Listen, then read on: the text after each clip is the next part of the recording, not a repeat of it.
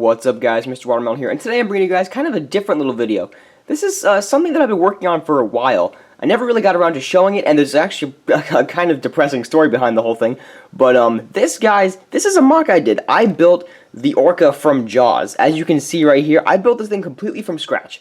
Now, here's the story behind it before I show you all the details of this ship. This is obviously not Star Wars related, but I just really wanted to put this video out there because I'm super proud of this model. Anyway, the whole thing behind this was I started this model last summer. I never really got around to finishing it because all the details, I didn't really like it very much, but I finished it very recently, and I was ready to post it on LEGO Ideas. So that didn't really work out too well because I guess the theme of Jaws doesn't fit the content standards of LEGO Ideas. I can show you guys the email real quick. I put it in a pop-up right here. You can read it if you'd like to, of why my project didn't get approved to get posted. Because I don't know if you guys know this, but you actually have to get approved to even be posted on the LEGO Ideas. So before you start your campaign, they have to approve your project to be posted, which is it's a cool process when you think about it, because they're really strict about what gets posted on their site.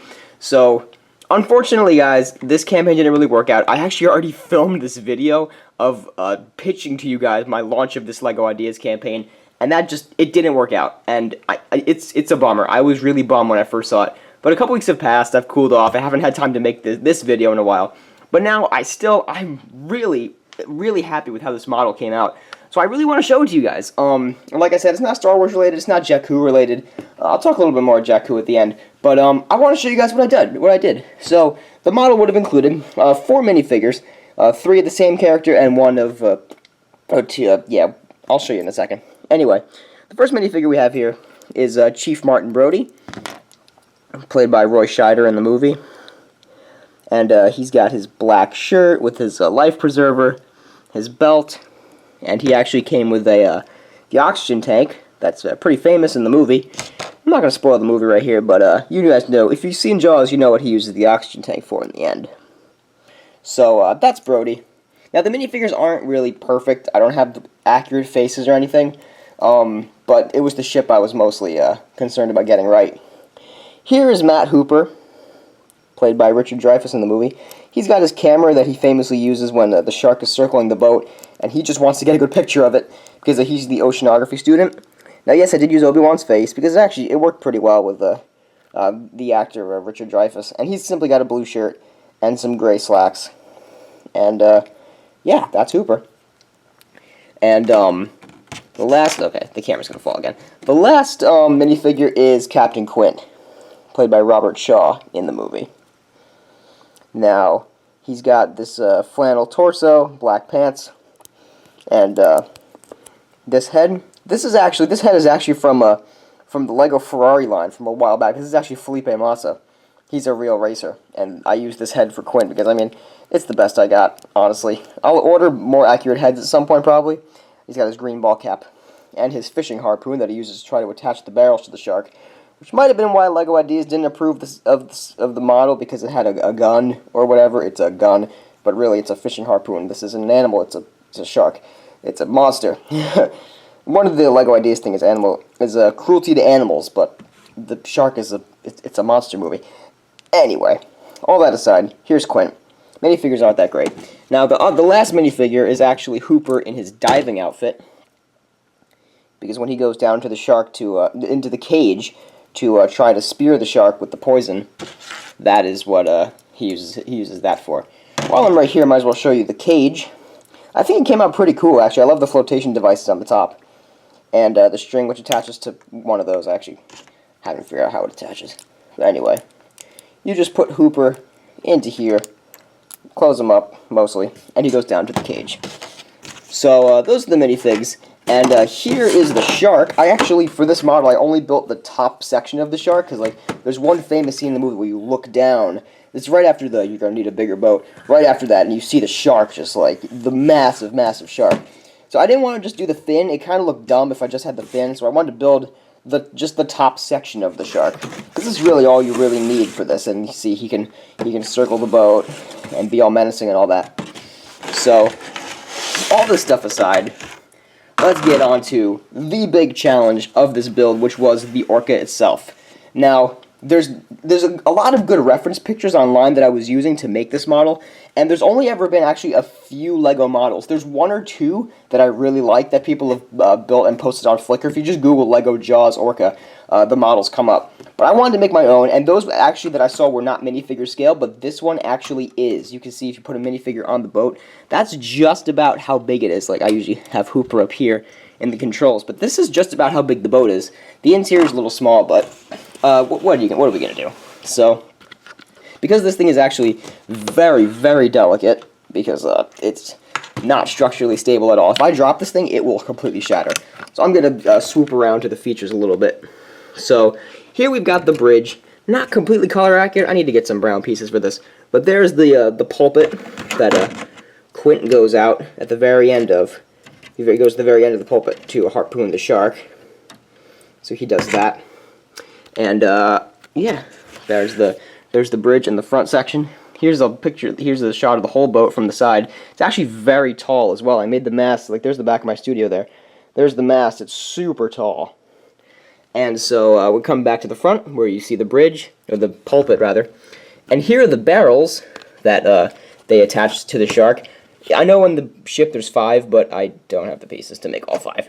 So I did this technique with the barrels. I actually put them upside down, as you can see. You can kind of see what I did there. I'm really proud of how this little barrel design came out. I think it came out pretty darn cool. So that's the barrels. Nothing too much down in this part up here besides like coverings that are very loosely put on. There's the front windows that go into the boat, and 2 strings in the front to, yeah, I guess they're strings, ropes, whatever. They go all the way to the top of the mast. And if we come along the side, you can see some more of the detail. You can actually see some of these details in the movie, like these 2 poles along the side, as well as this 1 string that goes up. And now this is another one. I believe this is the fishing pole that the cage attaches to. I'm not going to try to do that now.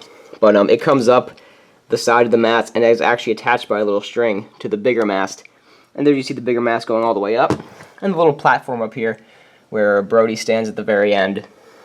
And so, while we're still at the top of the boat, here's the headlight that the boat has, as well as the control panels in there, just some monitors, and the steering wheel, and there's a little lever down there. Now if we come around the back, this pop gun piece actually works very well, if I don't break it. It works very well as a smokestack, and you can see on the ship, there's actually a little smokestack that looks just like that on the boat. And I was like, that's just a perfect little detail. So if we come along to the back here, you see this design that says Orca. There's the, you can see everything back there, man. You can, there's the entire back of the ship. And in the movie, if you've seen it, you know that it says Orca back there because that's the name of the boat. So here is the Chum Bucket.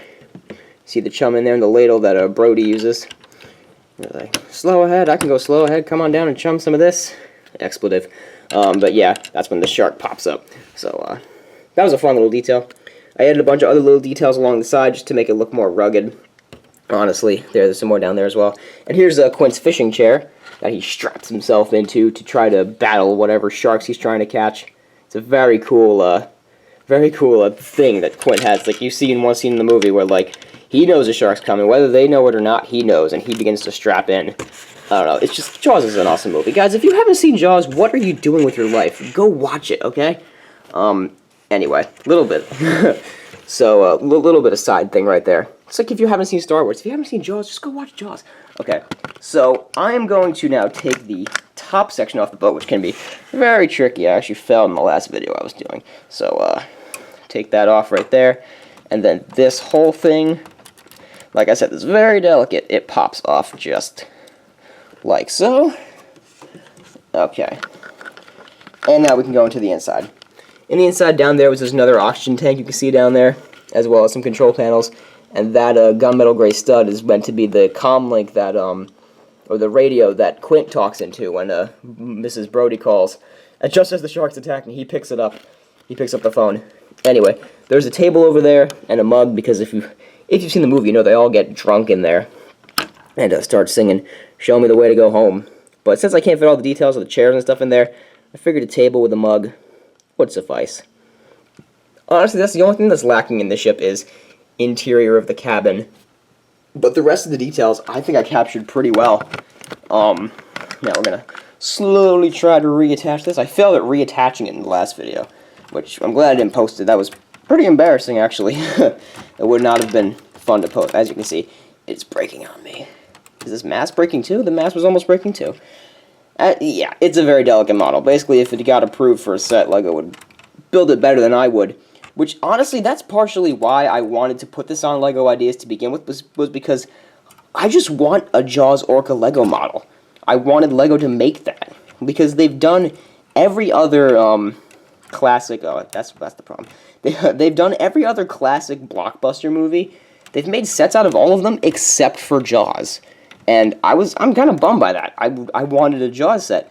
Now I learned, though, with the whole LEGO Ideas and their terms and conditions, as you watch me fail with this miserably over and over again. So I've learned with the LEGO Ideas that LEGO actually can't make a Jaws-themed set. Because I guess it's against their community guidelines or their company policies for the, I don't know, what am I saying? The appropriate themes is what it really boils down to. I was wondering for years why they didn't just make the set, because it's an iconic boat. From one of arguably the greatest film of all time. Like, yeah, I know, I said that to all you Star Wars fans out there. But no, Jaws is one of the most perfect films of all time. Star Wars has flaws, and we all know it. Jaws is close to perfect, as far as straight-up film goes. Star Wars is just loved in all our hearts. Anyway, basically what I'm saying is, if Star Wars didn't exist, Jaws would be my favorite movie. Star Wars is still my favorite movie. Okay, now that I've blasphemed on this LEGO channel, on this Star Wars channel of mine, there's one last look at my Jaws model. And I am super, super proud of this model. Now, like, if I ever go to any LEGO conventions and I bring whatever mock I'm working on, I don't know if I ever will go to one, just because of my current situation of living and stuff like that. This will definitely come to it. Because as far as upset as I am about it not being able to be posted on LEGO Ideas, I'm still glad I have the model. And it's not completely finished yet. Like I said, there's still some color issues. I don't like these minifigures. They're not perfect. But this is a model I'll continue to work on, and it's one of a kind. So I'm glad I have it with me now. And don't ask, please, don't ask for a how-to. Because, yeah, I don't even know how I built it. And it's extremely unstable. So you can kind of see what I did. Actually, fun fact is that these pieces down here are actually not inverted bricks. They're regular bricks that I flipped upside down and stuck in with Technic. So the entire bottom is actually, like, inverted.